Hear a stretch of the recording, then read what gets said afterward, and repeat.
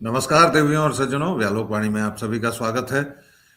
बड़े दुख, पीड़ा और बेचैनी के साथ आज के इस वीडियो की हम लोग शुरुआत कर रहे हैं। मेरे साथ हैं ऋत्विक भट्टाचार्य। हालांकि इनके स्पेलिंग में आप देख रहे होंगे कि इन्होंने ऋतिक लिखा है। वो इसलिए कि हमारे यहाँ शब्दों की परंपरा आंचलिक परंपराओं से प्रभावित होती है, तो ऋतिक भी हो जाते हैं, वह शब्द भी ठीक है। हालांकि इनका नाम ऋत्विक है। यज्ञ में जो ऋत्विक होते हैं, तो ऋत्विक बंदोपाध्याय के साथ हम लगातार बंगाल की टटका खबर डिस्कस कर रहे हैं। दुखद बात यह है कि हमें अपने बंगाल को डिस्कस करने की जगह कंगलों के बांग्लादेश, यानी बांग्लादेश छोड़ दीजिए, उसको बांग्लादेश क्या कहा जाए, ईस्ट पाकिस्तान की चर्चा करनी पड़ रही है। वो इसलिए करनी पड़ रही है कि दिन दहाड़े एक पागल जिहादी भीड़ ने दीपचंद्र दास को जलाकर अभी चैन भी नहीं लिया था कि अगले दिन ईस्ट पाकिस्तान के कई जिलों में जहां जहां हिंदू रहते थे, घरों को बंद किया गया, बाहर से उन पर पेट्रोल और तेल छिड़का गया और आग लगा दी गई। और अभी हम लोग इस सब से उबर ही रहे थे कि एक और हत्या हो गई, और वह भी मजहब के नाम पर जिहादी भीड़ ने बड़ी क्रूरता से इस हिंदू युवक की हत्या कर दी है। हम में से बहुत सारे लोग इनको नहीं जानते हैं, क्यों जानेंगे, लेकिन जो उम्मा फिलिस्तीन के बारे में सब कुछ जानता है, गाजा के बारे में सब कुछ जानता है, मुंबई के आजाद मैदान में रोहिंग्या मुसलमानों पर हो रहे अत्याचार के खिलाफ 2011 में तोड़फोड़ करता है, भारतीय मुसलमानों से भी अगर आप पूछेंगे कि क्या तुम दीपचंद्र दास को जानते हो, तो वो कहेंगे कि नहीं सरकार, हम कहाँ जानते हैं, हमारी तो उनसे कोई मुलाकात नहीं है, हमारा उनसे कोई परिचय नहीं है। ऋतुक भाई, इसी से शुरू करें आप, और पहले तो यह बताएं कि इनका परिचय क्या है, ताकि हमारे दर्शक श्रोता जान सकें कि ये इस देश में क्या हो रहा है। ऋत्विक भाई। सबसे पहले व्यालोक भाई, आपको और आपके प्यारे प्यारे दर्शकों को, प्रबुद्ध जनता को जय जय सिया राम, हर हर महादेव, वंदे मातरम।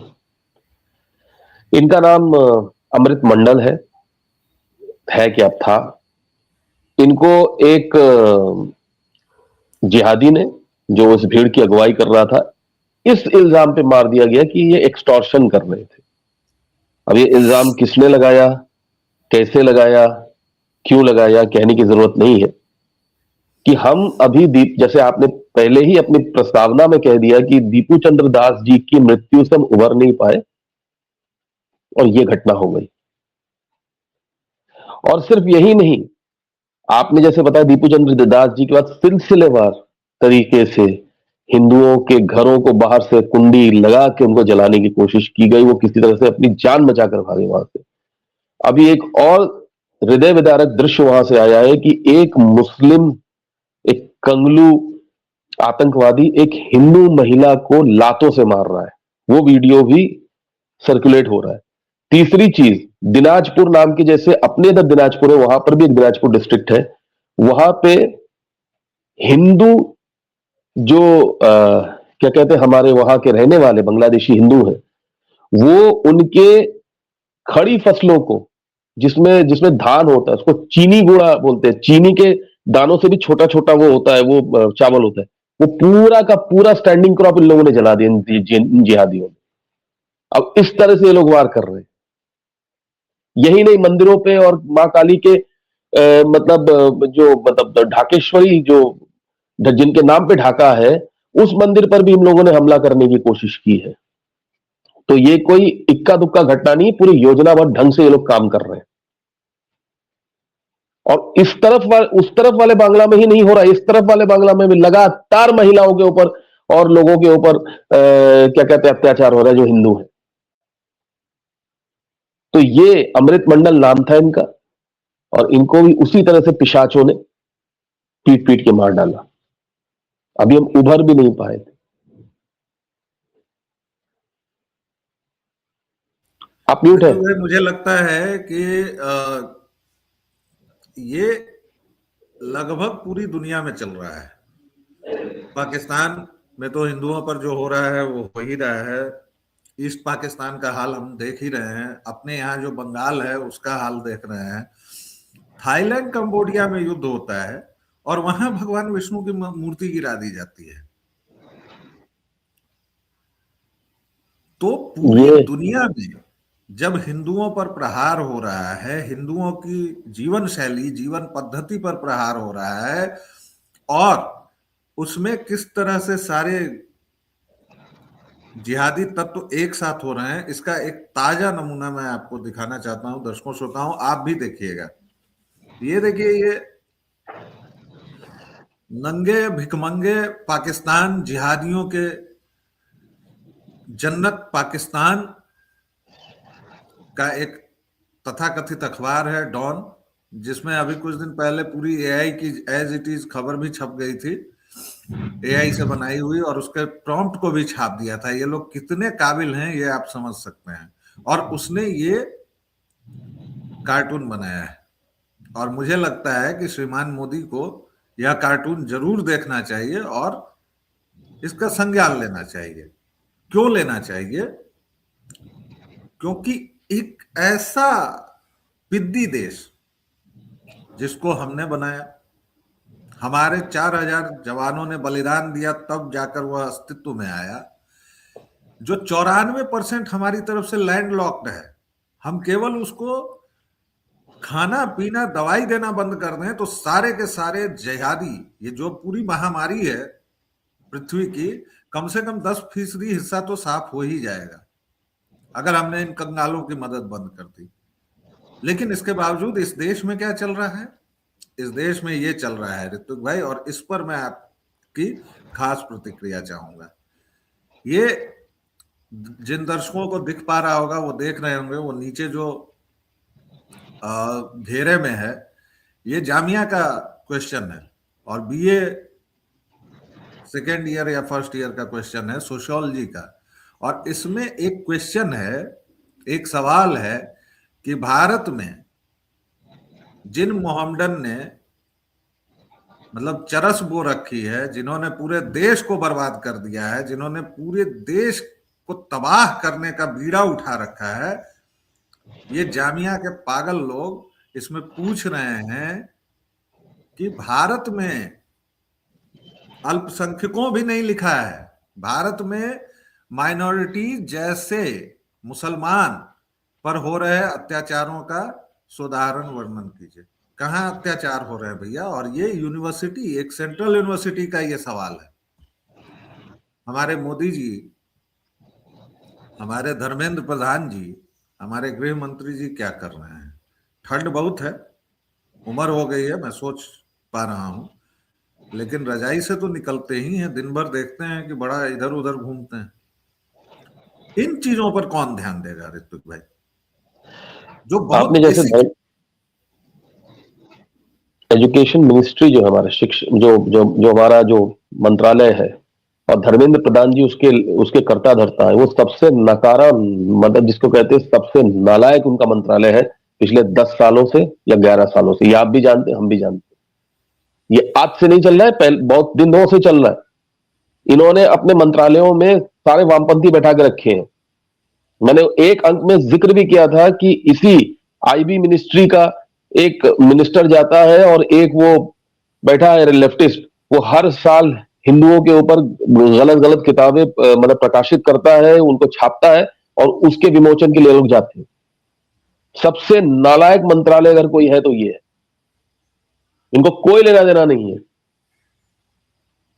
और दूसरी चीज, ये तो होता ही आया है, वो अरफा खानम शेरवानी बोलती है ना कि हमको स्ट्रेटजी बदलनी पड़ेगी। कितना जहर भरा हुआ उनका तो अलीगढ़ मुस्लिम यूनिवर्सिटी में। तो इनको मालूम है कि हर जगह से इन लोगों को लताड़ा जा रहा है।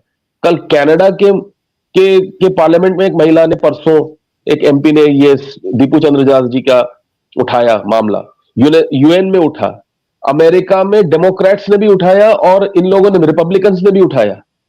लेकिन हमारे देश में एक भी मतलब सांसद है, पुतिन तक ने मामला उठा दिया भाई, 25 दिसंबर को पुतिन तक ने पुतिन उठा तक दिया। ने बोल दिया। और यहां पर हमारे देश में यही तो बात है ना कि अब हर जगह इनकी चहू और आलोचना हो रही है। यहां तक कि नीदरलैंड में ग्रीट विल्डर्स ने भी कह दिया कि भैया इन्हीं लोगों ने किया है, तो वहां पे उनका पुशबैक चल रहा है। उसके बावजूद भी रशीदी जैसे मौलाना बैठे हैं जिनका बाइट लेने के लिए ये सारे के सारे चैनल, जो जो जो कि पूरी तरह से दागी मीडिया है, ए टू जेड, मैं किसी को भी मतलब बेनिफिट ऑफ डाउट नहीं दूंगा, वो लोग जाकर उसका बाइट लेते हैं।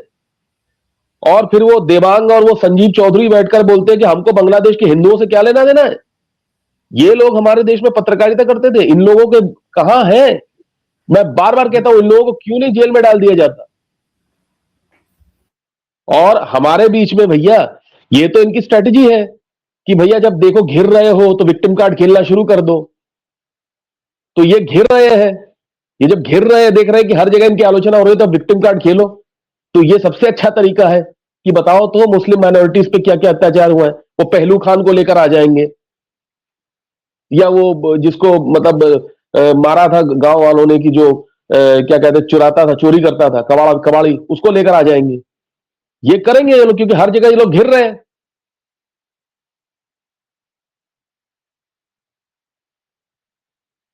देखिए, इनके चिल्लाने से या कुछ भी उल जलूल बोल देने से कोई बात नहीं होगी। देखिए, दो तीन चीजें बिल्कुल अब साफ हो गई हैं, जो हम लोग पिछले 20 वर्षों से चिल्ला रहे थे, लेकिन अब उन आवाजों की फ्रीक्वेंसी बढ़ी है, उन आवाजों की बुलंदी बढ़ी है, और ऐसा है कि वो 20 आवाजें अब हजारों आवाजों में परिणत हो गई हैं।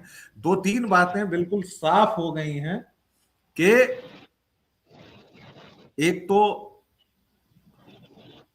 हम लोगों को मुसलमानों पर बात नहीं करनी है, हम लोगों को उनकी आइडियोलॉजी, जो राजनीतिक विचारधारा है उनकी, जो वो मजहब का नाम देते हैं, जिसको उनकी किताब पुष्ट करती है, जिसको उनका उपदेशक पुष्ट करता है, जिसको उनका संदेशवाहक पुष्ट करता है, और ये हर एक बिब्लियोलेट्रस धर्म के साथ है।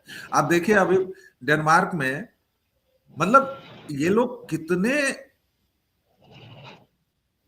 मैं गालियों के बिना अब बात करना मुश्किल हो रहा है, ये लोग कितने घातक हैं कि डेनमार्क में एक क्रिसमस ट्री था, उसके सामने इन लोगों ने जाकर पता नहीं क्या क्या गजीबो वगैरह बना दिया, और उसमें लिख दिया कि वही जो इनका ला इलाहा इल्लल्लाह है, कि अल्लाह इज द ओनली वन। लेकिन वहां के ईसाइयों ने प्रतिकार शुरू कर दिया है, उन लोगों ने भी वहां एफ वर्ड के साथ मोहम्मदवाद को लिख दिया,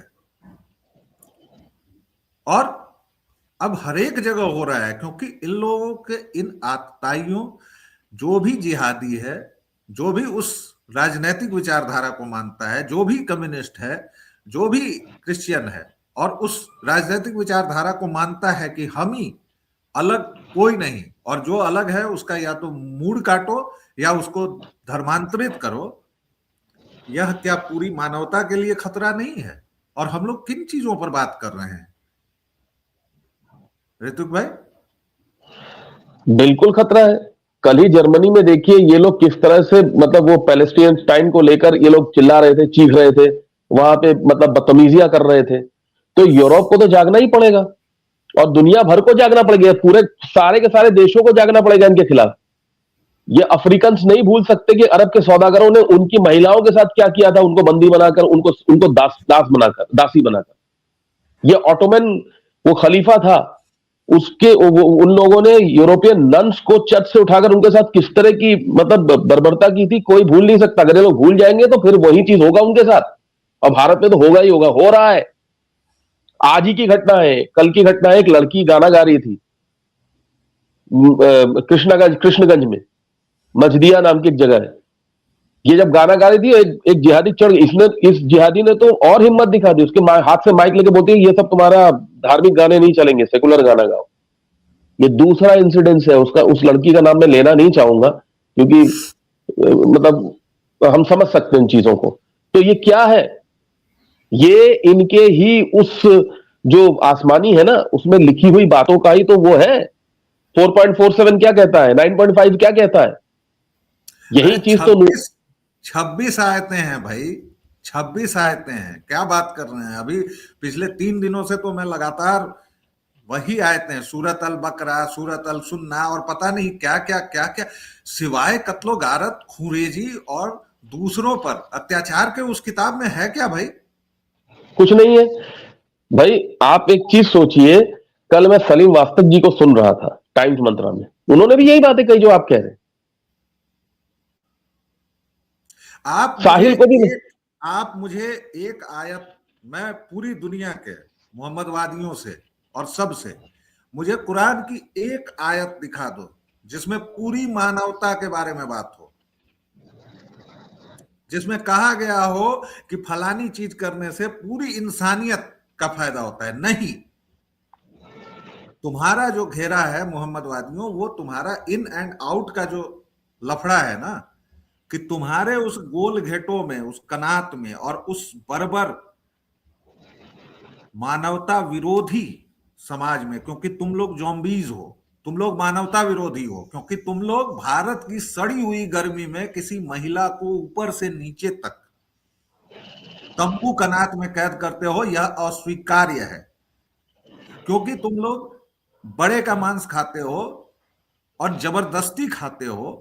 भाई तुमको खाना है तो खाओ, लेकिन इसको लेकर पूरे इसको इसको तुम सार्वजनिक नहीं कर सकते हो, इस देश में नहीं कर सकते हो। और तुमको जहां मन होगा पिछवाड़ा उठा के शुरू हो जाओगे। न तुमको सफाई देखनी है, न तुमको कुछ देखना है। तुमको रेलवे की पटरियों, बस स्टैंड, हर एक चीज से, तुमको किसी भी वैध चीज से प्यार नहीं है मोहम्मदवादियों। तुमको केवल अवैध लूटपाट, हत्या, छिनैती, इन्हीं सब में मजा आता है। और इसीलिए पूरी दुनिया को ही जागना होगा। ये एक दीपचंद्र दास की या एक मंडल की बात नहीं है, या एक संदेश खाली की बात नहीं है, एक फलानी जगह की बात नहीं है, एक हिंदुस्तान की बात नहीं है, एक बांग्लादेश की बात नहीं है, एक पाकिस्तान की बात नहीं है।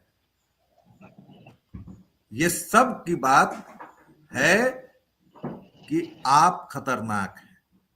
ऋत्विक भाई, आपके कंक्लूडिंग रिमार्क्स प्लीज। मैंने आपके साथ सवेरे सवेरे एक न्यूज शेयर किया। एक भाई साहब यही शांति प्रिय वाले पकड़े गए जमुई से। मतलब इंटरस्टेट आर्म्स डीलर है वो, AK-47 सप्लाई कर रहा था एक्सट्रीमिस्ट को, टेररिस्ट को। अब ये बोलेंगे कि नहीं, हमको मतलब वो करो। तुम्हारा ही वो था कसाब, वो कलावा पहन के आया था। तुमको अगर इतना ही अपना मजहब खतरे में आता है, तो तुम लोगों ने क्यों नहीं उसका हाथ पकड़ के बोला कि भाई इसको पहले आप लोग अंदर कीजिए, उसको मारिए, उसको खत्म कीजिए। इससे हमारे हमारे मजहब का मतलब बदनामी होती है। आप लोग तो बॉलीवुड में तो यही दिखाया जाता है। अरे ऋत्विक भाई, ऋत्विक भाई, आप भी इन जिहादियों की इसमें आ गए। भाई 4 टीम लेके चलता है। अभी कुछ दिन पहले एक फवाद अख्तर ने किसी 2 कौड़ी के मौलाना के साथ तथाकथित बहस की थी ना, कंडोम द्विवेदी के साथ, उस पर दल्लन टॉप पर। क्या मजाक है यार। तुम लोग धर्म के तत्व पर बहस करोगे, ज़ॉम्बीज़ अब सिखाएंगे कि मनुष्य कैसे रहेंगे। अरे एक टीम तुम्हारी जलाती है दीपचंद्र दास को, दूसरी टीम आती है कहती है कि ये फ्रिंज ने किया है। 130 संगठन हैं तुम्हारे, और वो सब के सब जिहाद के नाम पर, अल्लाह के नाम पर, खुदा के नाम पर और इस्लाम के नाम पर हैं। क्या किसी मोहम्मडन ने, मैं केवल एक शब्द में, एक लाइन में पूछता हूं, बिना किसी अगर मगर किंतु परंतु ऐसे वैसे अत्याचार फला, क्या तुम कुरान के नाम पर, अल्लाह के नाम पर, खुदा के नाम पर अब तक जितनी हिंसा की गई है, क्या तुम उसको कंडेम करते हो? हाँ या ना, एक शब्द। और तुम नहीं करते हो। तुम्हारा अब्दुल जो पंचर साटता है, वो भी उतना ही हिंसक, उतना ही खतरनाक, उतना ही द्वेषी है, जितना कलम लेकर जिहाद करने वाला वो जावेद अख्तर हो या असगर वजाहत हो। तुम मनुष्यता के दोषी हो, क्योंकि यह तस्वीर तुम्हारी सच्चाई है, यही इस्लाम है, इसके अलावा कुछ भी नहीं है। वरना अभी तक तुम्हारे अंदर से हजारों लाखों आवाजें आ जानी चाहिए थी। एक क्रिश्चियन पर हमला हुआ है, या हमला क्या हुआ है, तो आप देखिए कि हिंदुओं के बीच से कितनी आवाजें। अखलाक को हीरो किसने बनाया? अखलाक के मामले को बार बार जगाता कौन है?